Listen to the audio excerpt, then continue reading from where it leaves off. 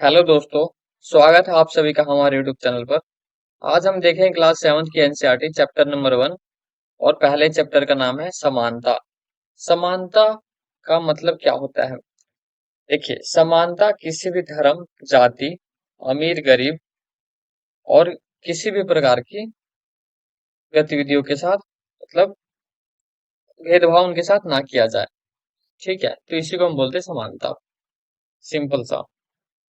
चाहे वो अमीर हो, गरीब हो, किसी भी जाति धर्म का हो, स्त्री हो, पुरुष हो, उसके साथ बराबरी का व्यवहार किया जाए, तो इसे बोलते हैं हम समानता। भारतीय लोकतंत्र में समानता क्या होता है? अब भारतीय लोकतंत्र में समानता का मतलब क्या है देखते हैं। भारतीय संविधान में सभी व्यक्तियों को समान माना जाता है। समझे? भारतीय संविधान में सभी व्यक्तियों को क्या माना जाता है? समान। सभी लोग बराबर हैं। इसका अर्थ है कि देश के व्यक्ति, चाहे वे पुरुष हो या स्त्री, किसी भी जाति धर्म का, वो समान है। समझे? तो आपको पहले बता दिया था, है ना? अब देखिए क्या होता है कि यह तो पूरी तरीके से खत्म नहीं हो गया, अभी भी समाज में असमानता है। यह पूरी तरीके से खत्म नहीं हुआ है ना? तो इसके बारे में हम जानते हैं कि पूरी तरीके से अभी खत्म नहीं हुआ है। अभी भी कहीं कहीं जाति धर्म को लेकर विवाद होते रहते हैं। तो देखिए क्या है, जहां पहले भेदभाव और दुर्व्यवहार, ठीक है, दुर्भावना से लोग की रक्षा करने के लिए कोई कानून नहीं था, लेकिन कानून अब कानून लोगों के समानता और उसके साथ समानता के व्यवहार सुनिश्चित करने के लिए मौजूद है। समझे? पहले किसी प्रकार का कानून नहीं था, ठीक, लेकिन अब क्या है, अब कानून बन चुके हैं। आगे देखते हैं, संविधान में समानता की धारणा क्या कहती है। समानता को स्थापित करने के लिए संविधान में जो प्रावधान है उसमें से कुछ निम्नलिखित है। पहला देखते हैं, कानून की दृष्टि में हर व्यक्ति समान है। समझे? कानून की दृष्टि में हर व्यक्ति समान है। इसका तात्पर्य यह है कि देश के राष्ट्रपति से लेकर सड़क के किनारे झोपड़ी में रहने वाले गरीब व्यक्ति तक सभी को एक ही जैसे कानून का पालन करना होगा। चाहे कोई भी व्यक्ति हो, राष्ट्रपति से लेकर सड़क के किनारे झोपड़ी में रहने वाले व्यक्ति को भी मतलब समान ही कानून का पालन करना पड़ेगा। समझे? दूसरा क्या है, किसी भी व्यक्ति के साथ उसके धर्म, जाति, वर्ग, जन्म स्थान और उसकी स्त्री या पुरुष होने के आधार पर भेदभाव नहीं किया जा सकता। ठीक है?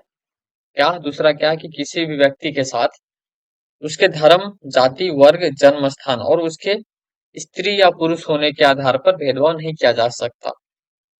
हर व्यक्ति सार्वजनिक स्थानों पर जा सकता है, जिसमें खेल के मैदान, होटल, दुकानें और बाजार आदि शामिल है। समझे? हर व्यक्ति कहीं भी जा सकता है, घूम सकता है, खेल सकता है, होटल में जा सकता है, बाजार में जा सकता है, दुकानें में जा सकता है ना? देखिए आगे क्या है, समानता के अधिकार। समानता के अधिकार क्या है? कुएं, सड़कें और स्नान के घाटों का उपयोग सभी लोग कर सकते हैं। समझे? ये क्या है, समान का अधिकार है। कुआं हर कोई यूज कर सकता है, सड़क हर कोई यूज कर सकता है ना? और स्नान घाटों का मतलब जो नदी पे घाट हो, स्नान घाट जैसे होते हैं, तो क्या होता है वहां पर हर कोई यूज कर सकता है। नदी का हर कोई यूज कर सकता है, तालाब का हर कोई यूज कर सकता है ना? इस प्रकार से ये सभी हर कोई यूज कर सकता है। और क्या होता है, संविधान देखिए, शासन में संविधान द्वारा मान्य किए गए समता के अधिकार दो प्रकार से बताए गए हैं। पहला कानून द्वारा और दूसरा राज्य मतलब सरकार की योजनाएं और कार्यक्रमों द्वारा। समझे? क्या है कि इस संविधान में जो है, शासन ने संविधान द्वारा मान्य किए गए समता के अधिकार को दो प्रकार में बताया गया है। ठीक है, पहला कानून द्वारा और दूसरा सरकार की योजना के द्वारा। कानून में तो लिखा है कि सभी को समान माना गया है, और दूसरा क्या है कि कोई भी किसी प्रकार की योजना जब सरकार द्वारा लाई जाती है, तो वो भी बिल्कुल समान सभी लोगों में होता है। वंचित समुदाय के लिए विशेष व्यवस्था। देखिए, वंचित जो समुदाय हैं, जो कि आर्थिक रूप से पिछड़े हैं, उनके लिए एक अलग ही व्यवस्था होती है, जो कि सभी को इक्वलिटी, समान ला सके समाज में। तो क्या होता है, जैसे एसटी, एससी, ओबीसी, ये सब क्या है, ये है वंचित समुदाय के लिए अलग से कोटा डिसाइड कर दिया जाता है कि ठीक है कि इन तुम आरक्षण जो होता है, आरक्षण क्या है, एक एक प्रकार की लाभ ही है, वो होता है उससे, जो कि है सभी को बराबर करने के लिए लाया गया है ना। तो देखिए क्या है, संविधान संविधान में समता के साथ साथ विशेष अवसरों की प्रावधान किया गया है। इसका उद्देश्य उचित और पिछड़े वर्गों के समाज के बराबरी का स्थान देना है ना, बताया आपको मैंने। अनुसूचित जाति और जनजाति, एसटी, एससी, है ना, के लिए विशेष व्यवस्था बनाई गई ताकि उन्हें अन्य नागरिकों की तरह अवसर मिल सके, समझे। सरकार की योजनाएं कौन कौन सी होती है, देखिए, सरकार ने इस दिशा में एक महत्वपूर्ण कदम उठाया है। उदाहरण के तौर पर मिड डे मील योजना के अंतर्गत सरकारी स्कूलों के छात्रों को दोपहर का भोजन दिया जाता है। क्या होता है कि सरकारी स्कूलों में जो बच्चे होते हैं, उनको दोपहर का भोजन दिया जाता है। अब ये सरकार के लिए बहुत ही महत्वपूर्ण कदम है, क्योंकि इससे क्या होता है, स्कूलों में जो बच्चे होते हैं वो हमेशा पढ़ते रहते हैं, उनकी उपस्थिति होती रहती है, और किसी भी प्रकार के लंच जब होता है तो बच्चे घर नहीं जाना पड़ता उनको। और इनसे क्या होता है कि माता पिता के जो भी और टेंशन होती थी, एक प्रकार से वो दूर हो गई कि हाँ, उनके बच्चों को दोपहर का खाना के लिए उनको चिंता करने की आवश्यकता नहीं पड़ती, है ना। और ये हुआ कि बच्चे जो वापस घर जाते थे तो घर पे ही रह जाते थे। इससे क्या हुआ कि जब मिड डे मील स्कूल में मिलने लग गया तो उससे क्या हुआ कि जो बच्चे की उपस्थिति है वो बढ़ गई, मतलब वहां पर ही रहने लग गए, वहीं पे खाते, वहीं पे फिर रहते, है ना, क्लासरूम में फिर आकर वापस से पढ़ने लग गए। तो ये थी, ये थोड़ी सी मिड डे मील की योजना महत्वपूर्ण। मिड डे मील की योजना का महत्व क्या है, देखिए, मिड डे मील की योजना का महत्व क्या है। पहले बच्चों को वापस घर जाते थे, मैंने बताया, और फिर लौटते नहीं थे, समझे। फिर क्या था कि लौटते नहीं थे। मिड डे मील से उसकी उपस्थिति में सुधार आया हुआ है ना। मिड डे मील जब मिलने लगे तो उनकी उपस्थिति में सुधार आया कि हाँ, घर नहीं जाते थे बच्चे। अब माता पिता को अब बच्चों को खाने की चिंता नहीं करनी पड़ेगी, उसके स्कूलों में नियमित रूप से भेजना आसान हो गया उनको, ठीक है। अब क्या होता है कि जब योजना जातिगत प्रथाओं को भी तोड़ती है, यह योजना जो होता है जातिगत योजनाओं को भी तोड़ता है। क्या होता है कि यहाँ पे हर किसी के धर्म के, चाहे हिंदू हो, मुस्लिम हो, सिख हो, ईसाई हो, किसी भी प्रकार के बच्चे आकर सरकारी स्कूल में पढ़ते हैं। और वहां पर क्या, तो सभी को भोजन समान रूप से दिया जाता है, और सभी लोग साथ में बैठ के खाते हैं, एक ही क्लासरूम में एक साथ भी खाते हैं। तो ये जो है जातिगत प्रथाओं को भी तोड़ता है। योजनाओं का योजनाओं का प्रभाव क्या होता है, योजनाओं का प्रभाव, देखिए, यह योजना विशेष रूप से गरीब और दलित समुदाय के बच्चों के लिए फायदेमंद रही। जो गरीब और दलित थे, जो कि अफोर्ड नहीं कर सकते दो टाइम की खाना, तो उनके लिए थोड़ा सा अच्छा है। गरीब और दलित लोगों के लिए बहुत अच्छा है, उनके बच्चों के लिए। इससे क्या इससे बच्चों को पोषण के साथ साथ शिक्षा की भी सुविधा भी मिली। इसके साथ क्या, पोषण रहित खाना होता है, बिल्कुल अच्छा खाना होता है।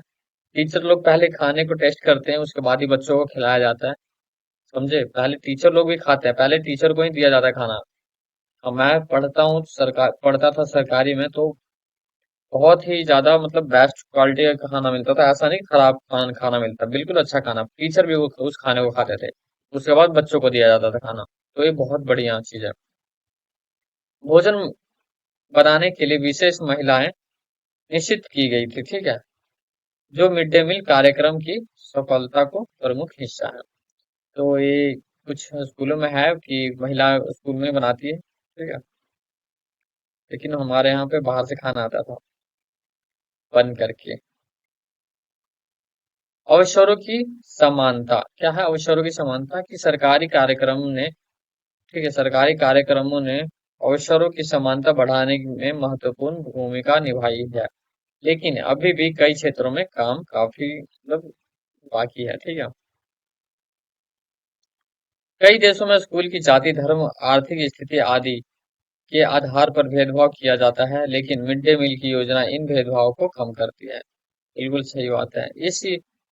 इस योजना के करीब इस योजना के गरीब और दलित बच्चों को भी शिक्षा के समान अवसर प्रदान किए। ठीक है। अच्छा, सामाजिक बदलाव क्या होता है देखते हैं इससे।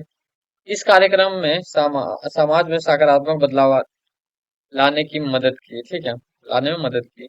इससे बच्चों की में समानता की भावना विकसित हुई।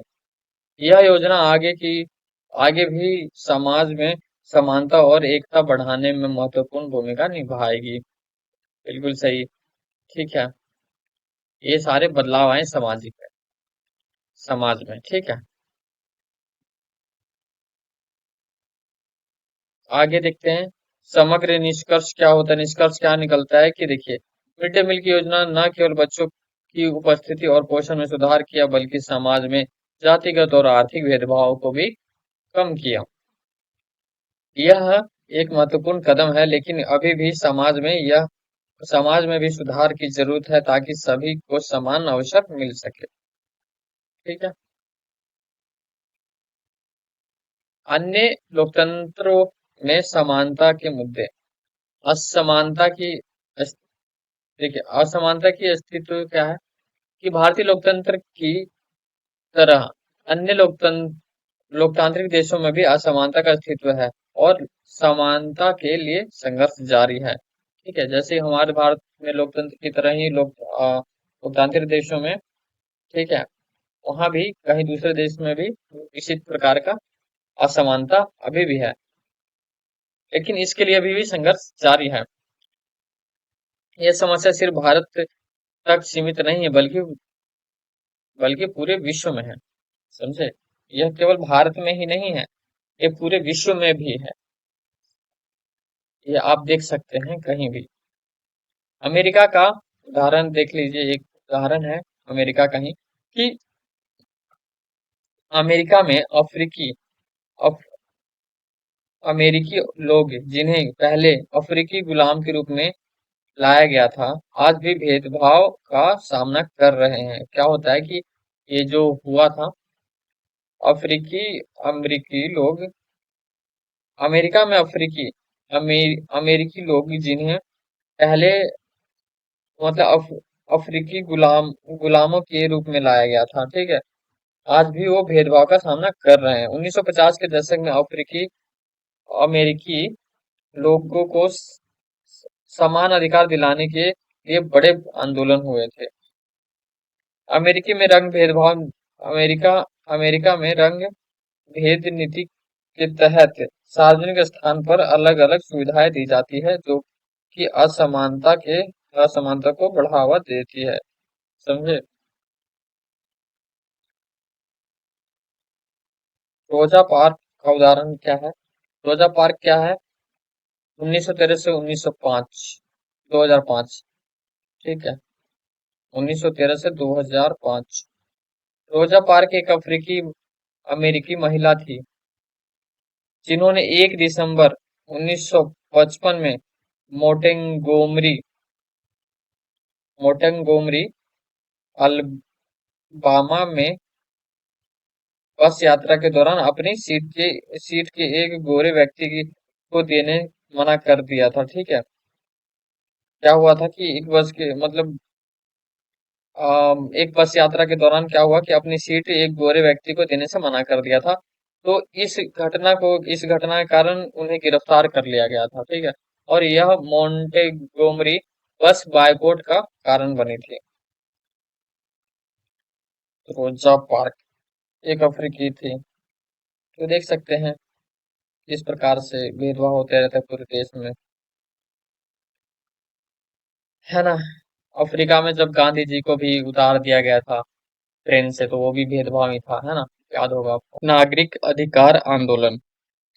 इसमें क्या होता है, देखिए कि रोजा पार की गिरफ्तारी ने अफ्रीकी अमेरिकी समुदाय को संगठित किया और मोंटे मोंटेगोमरी बस बायकॉट आंदोलन शुरू हुआ, जो कि नागरिक अधिकार आंदोलन का एक महत्वपूर्ण हिस्सा बना।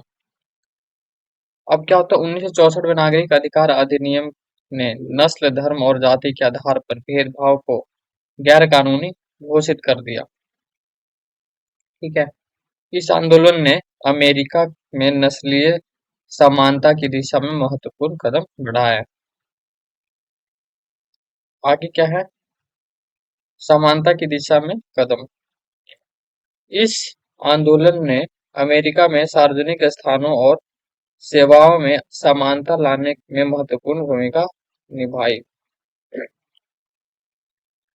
आज भी समानता के लिए संघर्ष जारी है, लेकिन नागरिक अधिकार आंदोलन ने एक मजबूत नींव रखी, समझे। और शिक्षा के क्षेत्र में भी समानता के लिए प्रयास किए जा रहे हैं, ताकि सभी को समान अवसर मिल सके। तो ये था आपका चैप्टर 1 समानता, और यहाँ पर होता है आपका ये समाप्त। आशा करता हूँ कि आपको ये लेसन अच्छा लगा होगा, और भी ऐसे ही वीडियो आते रहेंगे रेगुलर, और मिलते हैं एक नए वीडियो में। जब तक के लिए आपका बहुत बहुत धन्यवाद। वीडियो को लाइक जरूर करें और कमेंट करके अपनी राय जरूर दें, और वीडियो को शेयर जरूर करें, और चैनल पर नए हैं तो सब्सक्राइब जरूर कर लें। धन्यवाद।